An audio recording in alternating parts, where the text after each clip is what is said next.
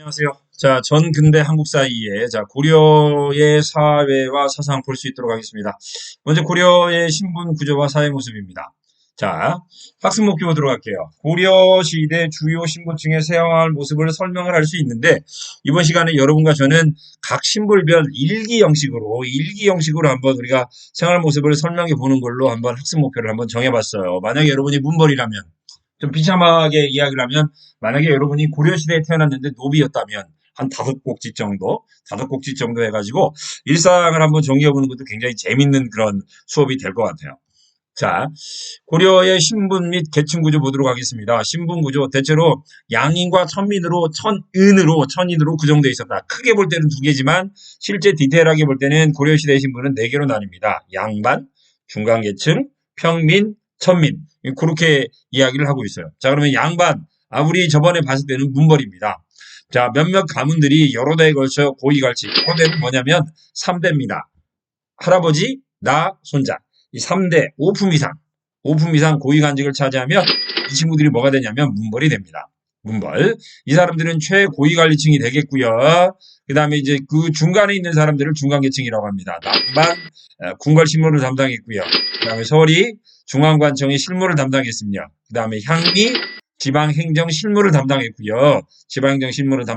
이 사람들이 이제 신라 말에는 뭐였어요? 호족들이었죠. 그 다음에 하급장교 이렇게 나눠집니다. 그 다음에 평민이 있어요. 평민, 농민, 상인, 수공업자. 얘들은 조선시대에도 있었죠. 이 부류는 조선시대에도 있었습니다. 그런데 향, 부곡, 소민은 조선시대에는 사라졌죠. 이 누구냐면 일반 군현의 평민들보다 좀 낮은 대우를 받았다. 즉, 이 사람들은 명확하게 따지면 천인은 아니에요. 우리 저번에 뭡니까? 그 몽고와의 싸움에서 김인우 장군 이야기 들어보셨죠? 이 처인성, 살리파이 한 방 확 가잖아요. 이때 이제 이야기했던 거 부곡 있죠. 처인 부곡 그랬어요. 처인 부곡. 그 다음에 김인우 역시 충주정 싸움에서도 역시 몽고와의 싸움에서 이깁니다. 다인철소 그랬어요. 다인철소. 부곡이라든가 소. 소는 또 뭐예요? 공주 명학수도 있었네요. 망이망소인한. 이 사람들이 왜 난을 일으켰었느냐? 똑같은 평민인데 다른 사람들보다 세금을 더 많이 냈던 거예요. 그러니까 이 사람들이 왜 세금을 더 많이 냈냐면 소는 수공업에 특별한 재주를 가지고 있었고요. 향과 부곡은 농업에 특별한 재주를 가지고 있었어요. 그러다 보니 특별한 재주를 가지고 있던 이 사람들에게 세금을 더 많이 걷었던 거죠. 더 많이 걷다 보니 양인이지만 다른 사람들에 비해서는 어때요? 좀 천한 대우를 받았다. 세금을 많이 내면 천한 거죠. 그 다음에 천인. 자, 공노비와 산노비가 있는데 이 사람들이 뭐예요? 재산으로 간주돼서 매매, 상속, 증여의 대상이 되었다. 그리고 이제 우리 책에는 잘 안 나오는데 산노비는 또 뭐가 있어요? 외고노비와 솔고노비로 또 나눠지죠. 우리가 흔히 이야기하는 마당새 있죠. 마당새야 뭐하냐? 어딨냐? 내 마님 하면서 나타내는 마당새는 그건 솔고노비입니다. 집 안에 거주했으니까요. 그리고 요 마당새의 소원은 뭐냐면 옆집에 있는 꽃분이와 결혼해서 주인집 밖으로 나가는 거겠죠. 노비를 벗어나는 게 아니라 주인집 밖에 나가서 초가집 하나 짓고요. 그 다음에 가족을 이루고 사는 게 소원일 거예요. 그렇게 밖에 살면 그건 외거노비입니다. 쌤이 여기다 PPT로 더 정리를 한번 해놓을게요. 솔고노비와 외거노비로도 나누게 한다. 자, 그 다음에 직역결 구분이다. 양인은 직역 유무에 따라서 양인을 또 그 다음에 정호와 백종으로 나눠요. 우리 여기서 많이 들어본다는데. 일단 먼저 정호부터 볼게요. 국가의 특정한 직역을 담당했다. 정호들은. 그래서 직역의 대가로 국가로부터 토지를 받았던 양인들이다. 이게 뭔가 이제 이 정호의 대표적인 사람들은 누구냐면 그러니까 이제 우리 오도 양계 그랬죠. 양계에 거주하는 사람들이에요. 양계. 이 사람들은 국방 의무를 특별히 가지고 있었죠. 반전은 직업이에요. 그래서 국가로부터 이 사람들은 뭘 받냐면 토지를 받았어요. 해야 될 일이 있기 때문에. 근데 이에 비해서 백정들은 특정한 직역이 없어요. 특별히 해야 될 일은 없기 때문에 그 대신에 거의 대부분 병민들이 여기에 속했고요. 그 대신에 뭘 냈던 거예요? 세금을 냈던 거죠. 물론 국가로부터 땅을 받은 건 아니에요. 조세, 그 다음에 공납, 요역과 같은 세금을 내야만 했던 아주 평범한 일반 백성들을 백정이라고 불렀죠. 백정. 자, 이 백정이 조선시대에는 뭐가 되는 거예요? 죄송합니다. 도살업자가 됐던 거죠. 자, 정호, 국가로부터 특정한 직역을 받았다. 백정은 아무것도 받지 않았던 일반 평민들을 이야기한다. 특히 이제 백정들이 좀 많이 나오니까요. 도살업자와 구분해서. 그 다음에 제한적이나마 신분 상승의 가능성이 조금은 열려 있었고, 일단은 신라의 굴품제도보다는 개방적이었죠. 일단 뭐가 있었어요? 과거 시험이 있었죠. 과거 시험 양인들이 볼 수는 있었어요. 볼 수는. 물론 합격할 가능성은 적었지만. 그리고 아무리 그 과거 시험을 봐가지고는 합격할 가능성이 또 적었다고 하지만 그래도 어때요? 힘이 좋은 친구들은 무인 있죠. 무인. 이제 무신으로라도 진출할 수 있는 길이 열렸기 때문에 그래도 신라 사회보다는 조금 개방적인 사회였다라고 그렇게 보는 거고요. 자, 사회 시책과 농민 공동체 조직 보도록 하겠습니다. 농민 안정 정책, 조세 수취 의 한도를 정했다. 대개 이제 10분의 2를 넘지 못하게 돼 있고요. 그 다음에 농번기는 요역에 동원하지 못했어요. 요역이요. 그러니까 뭐 하천이라든가 아니면 성곽을 증축한다든가 아니면 궁궐 건물을 어때요? 이게 개보수할 때 농민들을 부르지 않았다는 거. 그 다음에 자연재해를 입은 농민들은 조세와 부역을 감면시키기도 했었다. 그래서 농민 생활이 안정이 돼야 된다. 왜? 농민 생활이 안정이 돼야 이 사람들이 어때요? 세금도 내고 이 사람들이 어디서 가는 거예요? 군대도 갔던 거죠.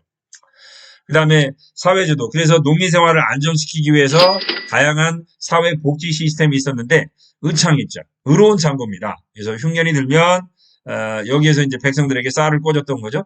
의창 네 글자. 네 글자. 그렇죠. 춘대 추납입니다. 춘대 추납. 그 다음에 물가 안정을 도모했다. 항상 창고가 그래서 똑같아요. 상평창이라고 이야기를 합니다. 물가가 똑같다. 이걸 창고가 똑같다라고 표현을 했던 거죠. 상평창. 그 다음에 동서 대비원이 있었고요. 동서 대비원 병원입니다. 병원. 그 다음에 제2보 의창이라든가 상평창이라든가 대비원 이런 것들을 운영하려면 뭐가 있어야 되겠어요? 아무래도 돈이 있어야 되겠죠. 평상시에는 이런 돈이 뭐 쌓아놓고 있는 건 아니기 때문에 그래서 이런 데 필요한 기금을 마련하기 위해서 제2보라는 게 있었다. 제2보도 의외로 많이 나와요. 의외로요. 그래서 이러한 사회 복지 시스템을 통해서 농민 생활을 안정시키고자 했었다. 그러니까 고려 사회가 그래도 나름대로 고대에 비해서는 굉장히 그래도 업그레이드된 사회죠. 그래서 뭐 농민을 안정시키기 위한 그런 정책을 시행한다든가 아니면 아까 한번 아까 봤던 것처럼 훨씬 더 개방적인 사회였다든가 과거 제도가 있다든가 아니면 일반 양민이나 천민들도 무신으로 이제 해서 신분 상승을 시킬 수 있었던 그런 기회들을 볼 때는 고려 사회가 조선보다 아니 그 신라보다는 굉장히 그래도 업데이트된 사회다. 라고 보시면 될 것 같고요. 자, 고려시대 대표적인 농민 공동체. 자, 불교 신앙의 베이스를 두었던 향도가 있었습니다. 조선시대에는 향약 그래요. 조선시대는 향약이라고 한다면 고려시대는 향도입니다. 매향입니다. 왜 향도냐면 매향입니다. 향나무를 불에 태워요. 그럼 향이 나겠죠? 이걸 땅이 묻습니다. 불에 태우고 제사를 지내고 이걸 땅이 묻는 단체. 그래서 향도입니다.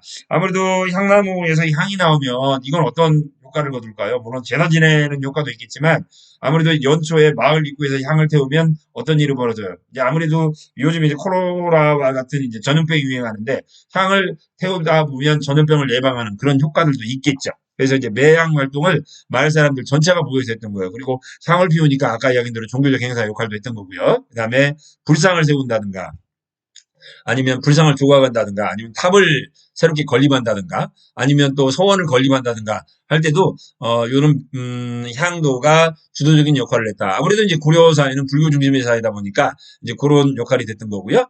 맨 처음에는 신앙적 성격이 강했는데요. 불교 신앙적 성격이 강했는데 가면 갈수록 공동 노동이라든가 그다음에 혼례와 그다음에 상장례, 마을의 제다 등 공동체 유의를 위한 조직으로 서서히 발전해 나갔다라고 이야기를 하고 있고요. 여기 보니까 경상남도 사천입니다. 흥사리에 있는 매향비라는 게 있네요. 매향비. 향나무를 심는 그런 마을 공동체 활동을 하면서 이제 뭘 만들었다는 거예요. 비석을 세웠다는 거죠. 그래서 꼭 기억할 거, 고려시대 농민 공동체 조직 향도였다. 그 다음에 불교 신앙 조직에서 마을 공동체 조직으로 발전했다라는 점 정도는 꼭 알아두시기 바랍니다. 그 다음에 고려의 가족제도와 여성의 위상. 요 가족제도는 상당히 틀려요. 조선시대 거하고. 우리가 생각하는 거하고도 많이 틀려요. 그래서 역시 또 시험 문제 많이 나와요. 정반대니까.